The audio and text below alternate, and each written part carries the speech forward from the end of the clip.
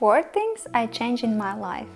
How I went from living in a small apartment together with my mother and boyfriend off of minimum monthly wage, not taking care of myself and leading a lazy and unhealthy lifestyle, to becoming a self-sufficient, successful lady in just 1 year.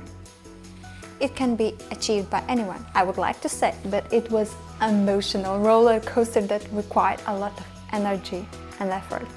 Firstly, you have to program yourself, and secondly, you have to learn the art of letting go. Letting go of things, people, and habits. To start with, I made sure I had and knew my boundaries. I sorted out what my values were, quit smoking, took on physical exercises, and balanced diet. I started working towards my goals and ambitions. Moved out of my mother's apartment, became aware of my limiting beliefs and its some consequences. I cut off toxic relationship. In regard of this, the fact that you are not liking someone may not point of their toxicity, but in contrast shows of your own weakness. I stopped meeting up with time wasters. Yes, if you're willing to achieve meaningful goals, you'll have to give some people a break from you. You have more important things to do before indulging in a never-ending gossip spree. And of course, there is no guarantee that these people will stick with you. Only real friends are for life. Some people just come as a teacher or are students. Don't get attached to the one whose value don't align with yours. I started putting my ideas and needs first, working on my mindset with the world's leaders.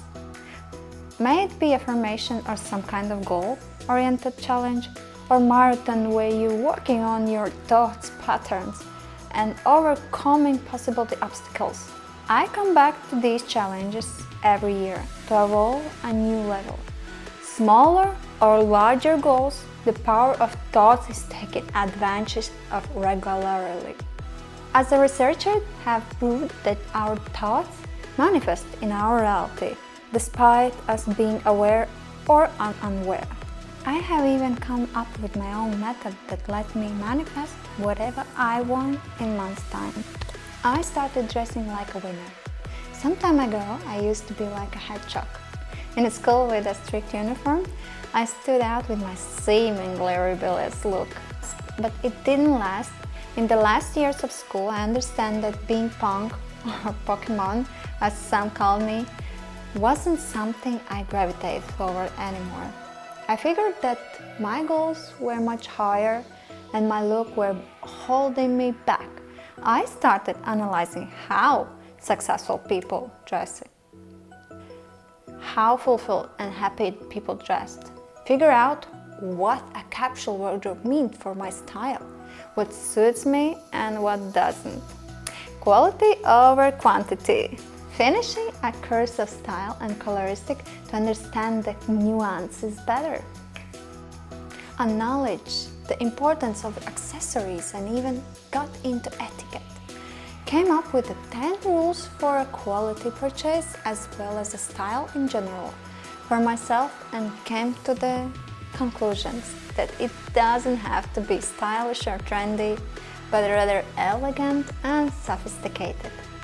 Class has always been in style, and when you enter the room, your first impression is made in seconds.